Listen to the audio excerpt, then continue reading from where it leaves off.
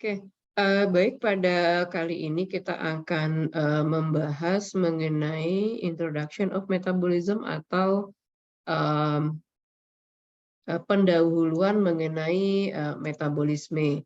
Jadi pada pendahuluan metabolisme ini kita akan mempelajari 5 hal. Yang pertama itu adalah keterkaitan biokimia metabolisme dengan mata kuliah yang lainnya.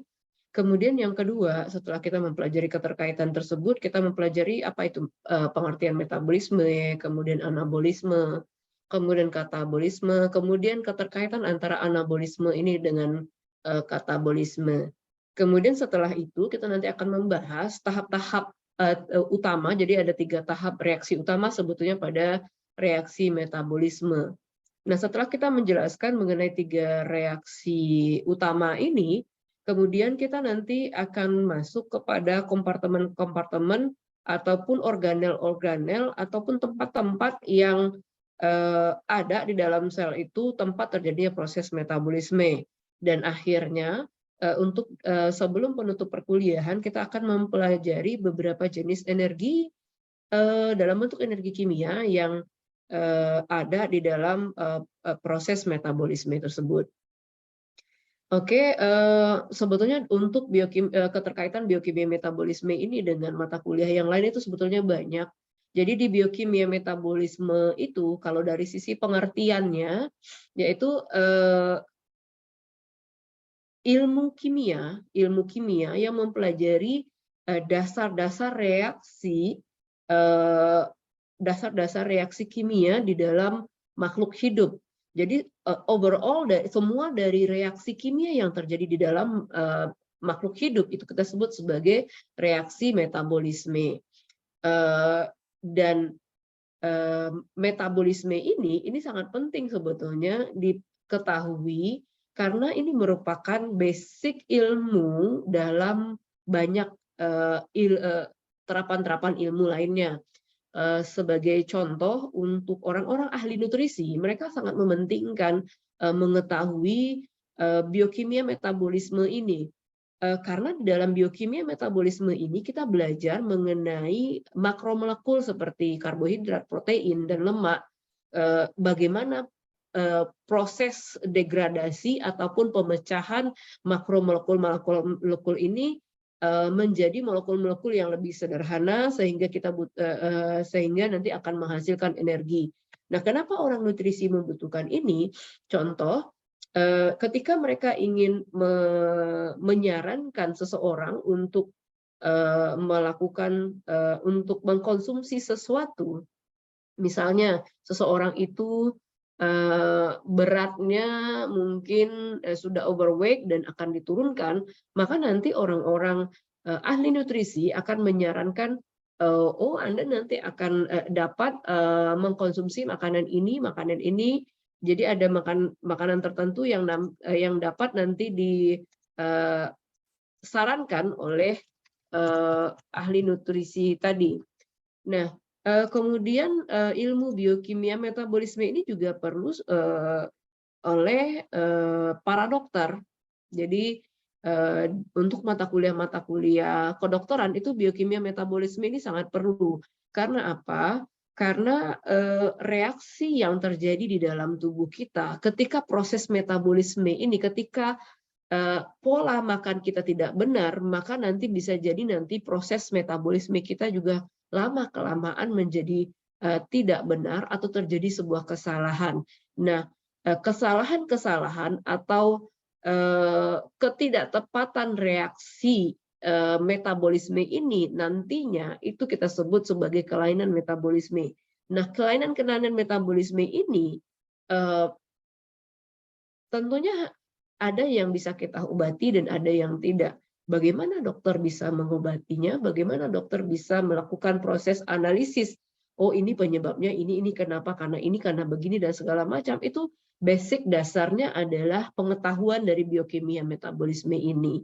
Ataupun pada mata kuliah lain, misalnya seperti di peternakan, itu kita ingin seekor hewan itu memiliki badan yang sangat tegap, misalnya ototnya sangat bagus. Nah, itu Anda jangan memberikan dia karbohidrat yang banyak, karena untuk pembentukan otot itu kita butuh protein. Nah, berarti kalau seandainya kita butuh hewannya berotot dan padat misalnya, berarti yang suplemen ataupun makanan yang perlu kita berikan adalah protein. Sedangkan seandainya kita nanti misalnya hewan kita sakit, ataupun misalnya kita lah sebagai manusia sakit misalnya ya, dan kita butuh energi, jangan diberikan makanan-makanan yang sangat kompleks. Jadi kita malahan pada saat itu kita butuh makanan-makanan yang sangat sederhana yang dapat menghasilkan energi yang lebih cepat, yaitu dalam bentuk polisakarida atau dalam bentuk gula sederhana. Nah, pengetahuan-pengetahuan dasar ini nanti akan kita pelajari di dalam biokimia metabolisme. Jadi biokimia metabolisme ini sebetulnya materi yang cukup teoritis, tetapi implementatif ketika kita melihat dari sisi aplikasinya. Oke, baik, tadi kita sudah bercerita mengenai keterkaitan metabolisme, dan kita juga sudah tadi sempat dibahas juga pengertian metabolisme itu sendiri. Nah, metabolisme itu karena dia adalah overall dari seluruh reaksi yang terjadi di dalam tubuh kita, maka si reaksi metabolisme ini terbagi menjadi dua jenis, yaitu anabolisme dan katabolisme. Namun sebelum kita membahas mengenai anabolisme dan katabolisme, kita akan mencoba untuk mereview kembali materi yang ada pada biokimia, materi yang ada pada kimia dasar ataupun kimia umum yang mempelajari mengenai makromolekul. Jadi kita tahu bahwa sebetulnya di dalam tubuh di alam ini ada 4 biomolekul yang kecil pada makhluk hidup, yaitu ada asam amino, kemudian ada nukleotida, kemudian ada gula sederhana, dan juga ada asam lemak. Kita tahu bahwa asam amino itu kalau seandainya dia berikatan dengan asam amino yang lainnya, jadi asam amino ini kita sebut sebagai monomer. Jadi ketika dia bergabung dengan asam amino lainnya, sampai nanti membentuk untaian asam-asam amino yang saling berikatan, ini kita sebut sebagai polimer yang kalau sudah bergabung ini. Nah, polimer dari asam amino itu kita sebut sebagai protein. Nah, atau kita sebut juga sebagai makromolekul. Jadi polimer ataupun makromolekul itu maksudnya polimer di dalam makhluk hidup itu kita sebut sebagai makromolekulnya, berupa protein. Nah, kalau seandainya monomernya adalah nukleotida, nah nukleotida ini ada yang gulanya ini ada ribosa, ada yang gulanya deoksiribosa. Jadi kalau seandainya gulanya deoksiribosa, maka gabungan dari monomer-monomer ini akan menghasilkan polimer yang kita sebut sebagai DNA. Tapi kalau gulanya yang bagian gulanya ini adalah ribosa, maka gabungan dari nukleotida dengan gula ribosa itu kita sebut sebagai RNA atau ribose nucleic acid. Nah, kalau seandainya biomolekulnya atau monomernya adalah gula sederhana, maka makromolekulnya atau makromolekulnya atau polimernya kita sebut sebagai polisakarida. Dan kalau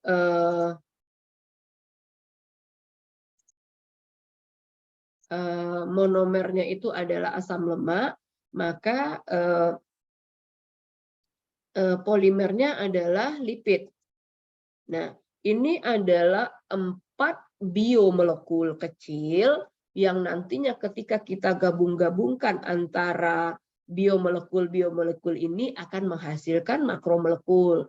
Jadi asam amino akan nanti menghasilkan protein sebagai makromolekulnya, gabungan dari nukleotida dapat nanti menjadi DNA atau RNA.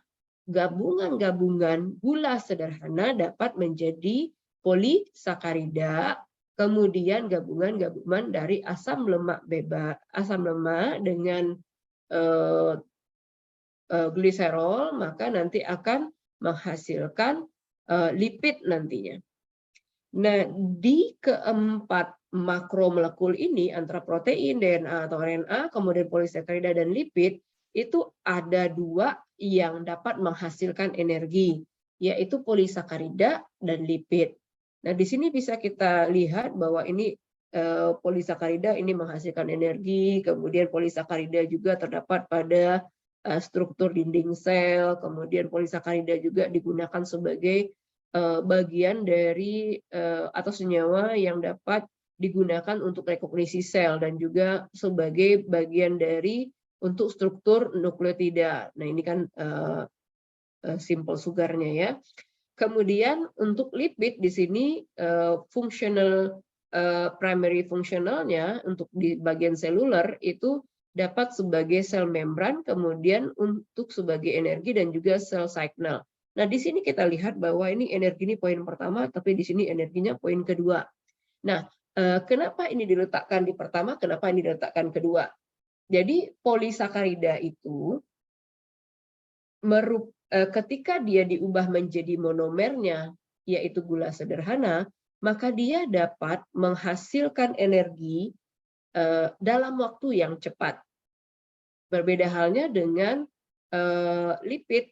Lipid itu butuh waktu, butuh proses yang cukup panjang untuk dapat menghasilkan energi. Jadi, poin utamanya adalah gula itu dapat menghasilkan energi dalam waktu yang cepat. Namun, untuk mol yang sama antara polisakarida dengan lipid, itu lipid menghasilkan energi yang jauh lebih banyak dibandingkan dengan polisakarida. Jadi kalau seandainya saudara misalnya pingsan, kemudian atau temannya pingsan karena butuh energi misalnya, maka jangan diberikan minuman dalam bentuk cairan minyak. Walaupun kita tahu bahwa VCO itu adalah suatu minyak yang sangat baik, atau misalnya olive oil kita tahu itu adalah minyak yang sangat bagus untuk kesehatan, tapi kalau orang pingsan jangan dikasih VCO ataupun olive oil, tapi saudara harus memberikan gula, karena gula adalah energi tercepat yang dapat diakses oleh tubuh kita. Jadi apalagi kalau dia dalam bentuk glukosa. Jadi kalau seandainya glukosa kan tidak melalui proses pencernaan lagi, jadi dia langsung dari mulut langsung ke lambung dan usus halus, tidak ada proses degradasinya. Nanti di usus halus langsung diserap, kemudian dari usus halus ke aliran darah dan disampaikan ke liver, setelah itu langsung melewati proses glikolisis.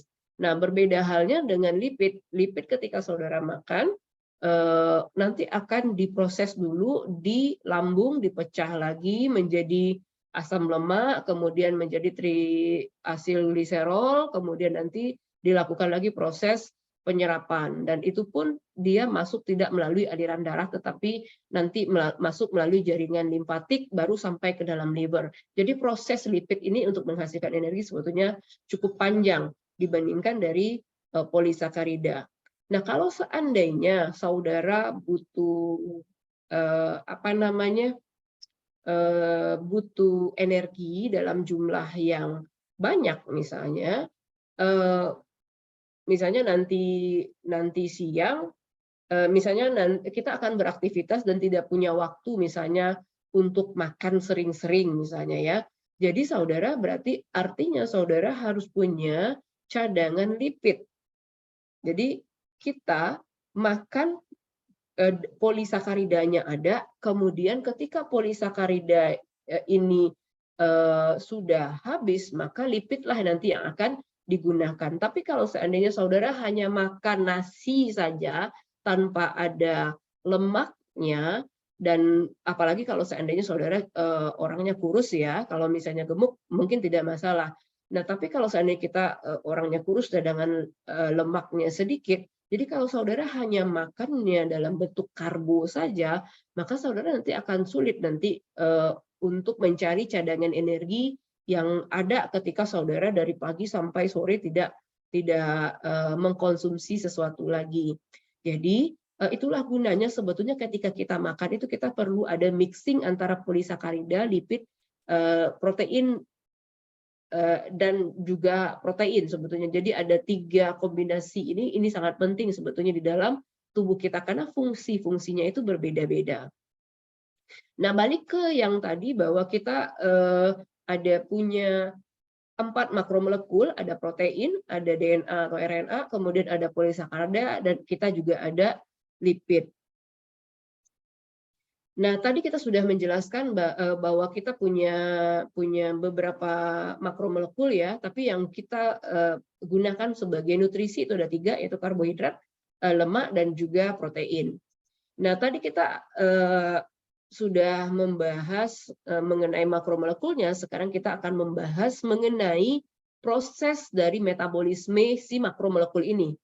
Jadi untuk makromolekul ini itu dapat diproses oleh tubuh melalui proses katabolisme atau katabolisme ini.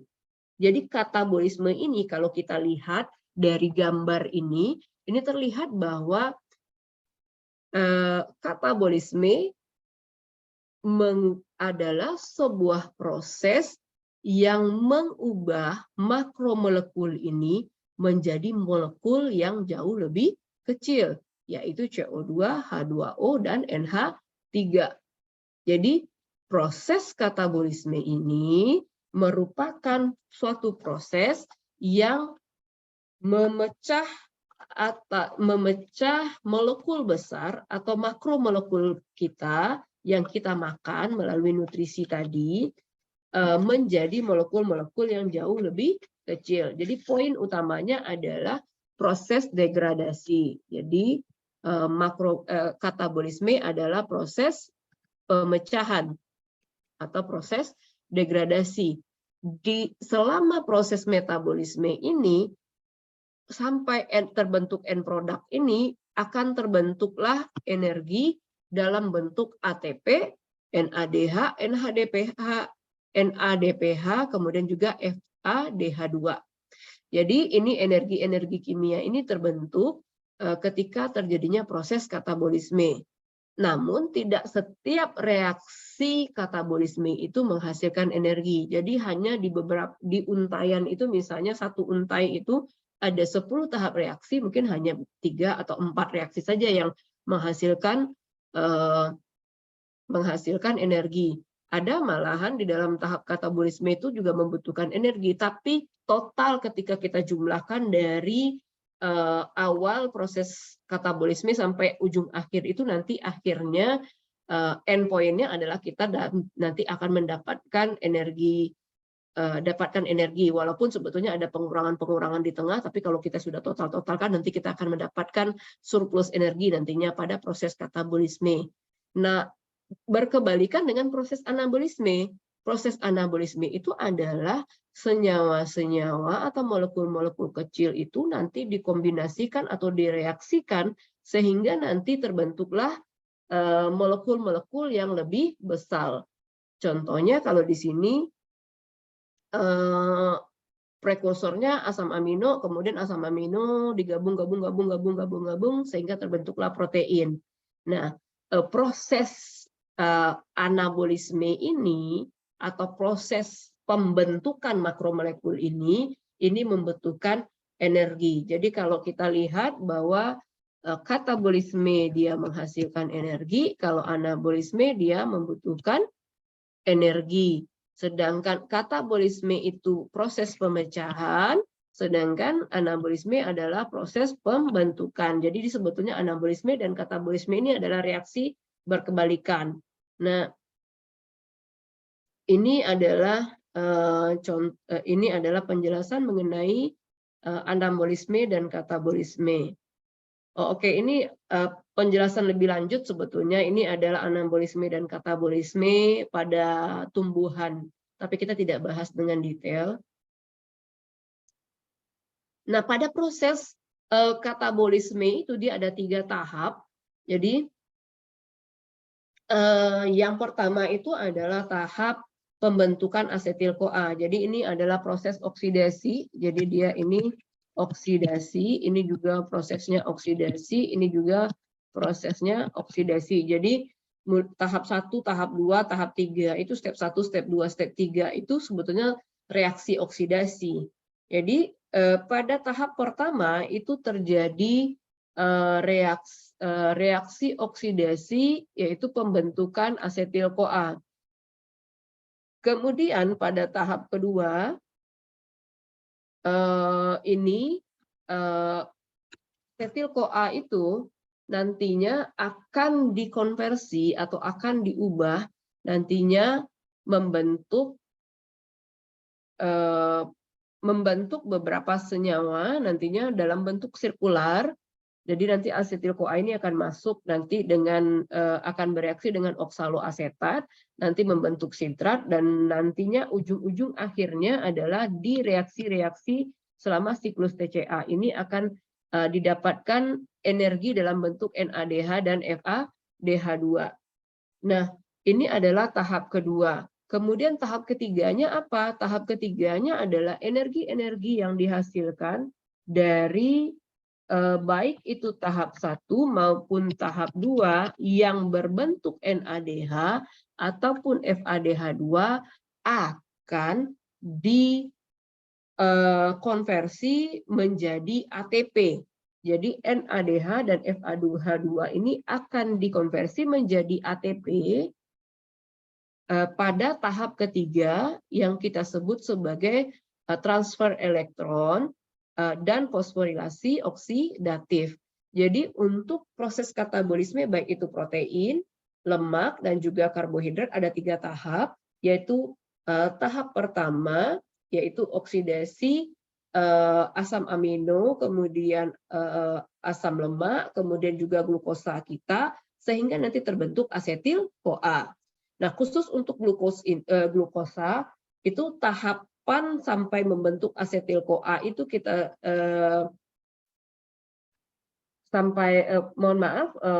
tahap glukosa membentuk pirufat ini kita sebut sebagai reaksi glikolisis. Oke, kemudian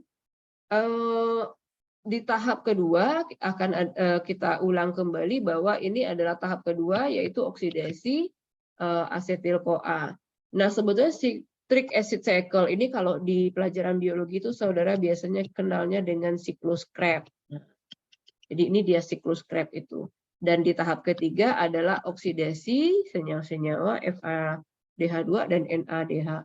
Jadi oksidasi pertama untuk menghasilkan asetil-CoA, oksidasi kedua adalah untuk mengoksidasi si asetil-CoA ini lagi menjadi senyawa lain, kemudian di tahap ketiganya adalah kita mengoksidasi NADH dan FADH2 hasil reaksi tadi sehingga nanti terbentuklah energi dalam bentuk ATP. Jadi ini adalah 3 tahap reaksi katabolisme makromolekul kita.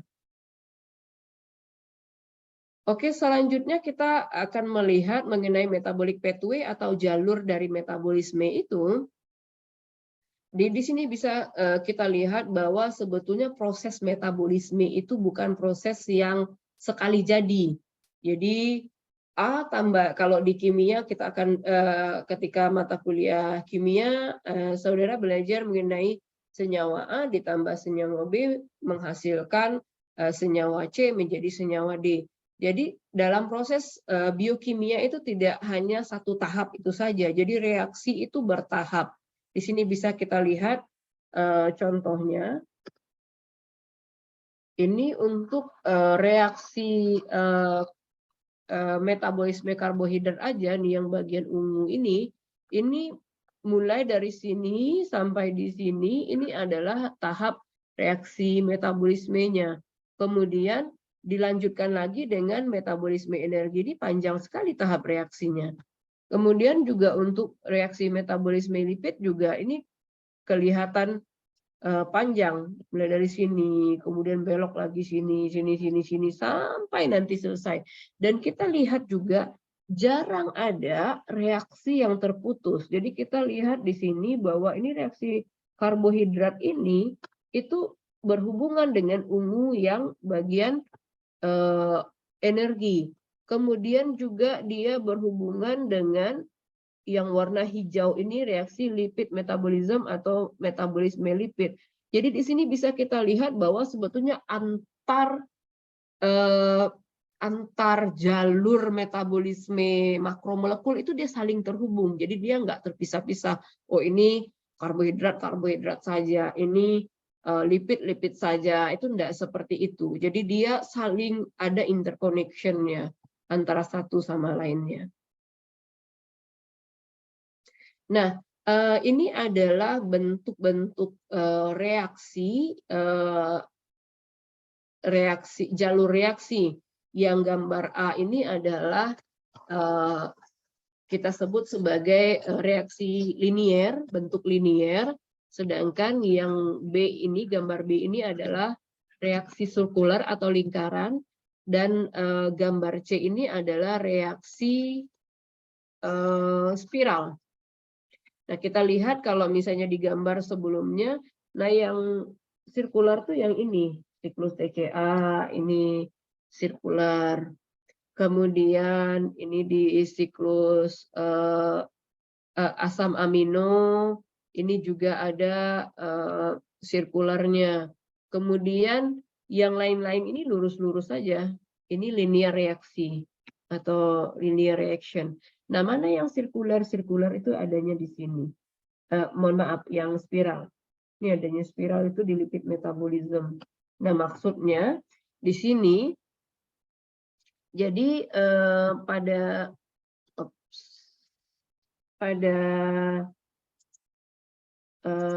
reaksi spiral itu di sini ini kan asam lemak bebas ya. Jadi ketika dipotong, jadi tahapan pertamanya asam lemak bebasnya ini asetil-CoA-nya dipotong, kemudian nanti S-CoA-nya masuk di sini. Ada S-CoA. Sehingga nanti tinggal 1, 2, 3, 4. Ini 1, 2, 3, 4. Nah, di sini tinggal ada 2 di sini. Kemudian setelah itu dipotong lagi, maka tinggallah ini saja. Kemudian potong lagi, maka tinggal ini saja. Dan ini senyawa yang setelah dipotong itu senyawanya sama. Senyawanya sama. Jadi itulah kenapa dia disebut sebagai spiral reaction itu.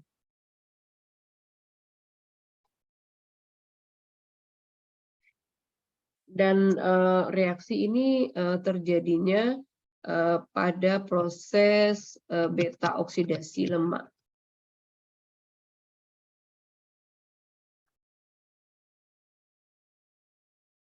Oke, jadi tadi kita sudah lihat bahwa satu reaksi metabolisme itu terjadi itu ada interkoneksi antara satu reaksi atau satu metabolisme makromolekul dengan makromolekul yang lainnya. Jadi dia tidak terpisah. Kemudian pada poin ini, pada gambar ini yang akan kita jelaskan adalah jalur reaksi itu untuk menghasilkan baik itu proses anabolisme ataupun katabolisme itu tidak pernah dia terjadi satu kali reaksi saja. Contoh ini kita lihat dari glukosa menjadi CO2 dan H2O itu dia terjadi beberapa tahap. Dia tidak akan pernah terjadi dalam satu tahap seperti ini. Begitu juga dengan reaksi anabolisme, dia selalu terjadi beberapa tahap dan tidak pernah terjadi di dalam satu tahap. Kenapa begitu? Kalau seandainya terjadi dalam satu tahap, untuk reaksi katabolisme saja, maka nanti akan terjadi ledakan energi. Jadi tiba-tiba kita akan punya energi yang dalam jumlah yang besar. Begitu juga dengan reaksi anabolisme. Kalau misalnya kita hanya satu tahap saja, ketika kita ingin membuat suatu senyawa makromolekul, maka kita akan secara otomatis harus menyiapkan energi dalam jumlah yang besar. Nah, That's impossible things di dalam metabolisme. Jadi untuk proses metabolisme itu sendiri selalu terjadi dalam beberapa tahap dan tidak pernah satu tahap dengan alasan seperti ini. Nah, ini adalah salah satu alasan kenapa reaksi atau jalur reaksi metabolisme itu jadi di beberapa tahap.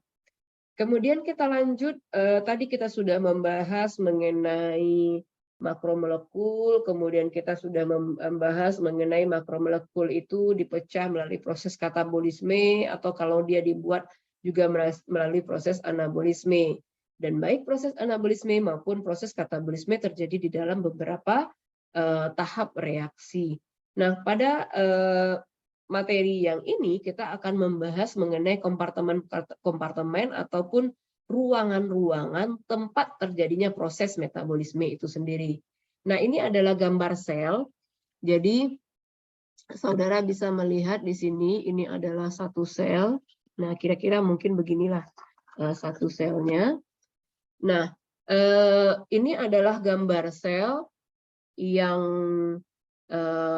pink ini adalah mitokondria, yang ini adalah nukleus, dan ini adalah lysosom, kemudian di bagian sininya ada retikulum endoplasma, bintik-bintik nanti. Kemudian di dalam sini ini ada cairan-cairan yang kita sebut sebagai sitosol atau sitoplasma, cairan sel ya. Nah, di setiap kompartemen ini terjadi proses metabolisme. Kita lihat. Nah, dia proses metabolismenya berbeda-beda. Nah, kalau seandainya di mitokondria, di mitokondria. Nah, mitokondria ini kalau waktu pas saudara belajar biologi umum gitu, atau biologi di SMA, itu organel sel mitokondria adalah organel yang dapat menghasilkan energi. Ya, benar.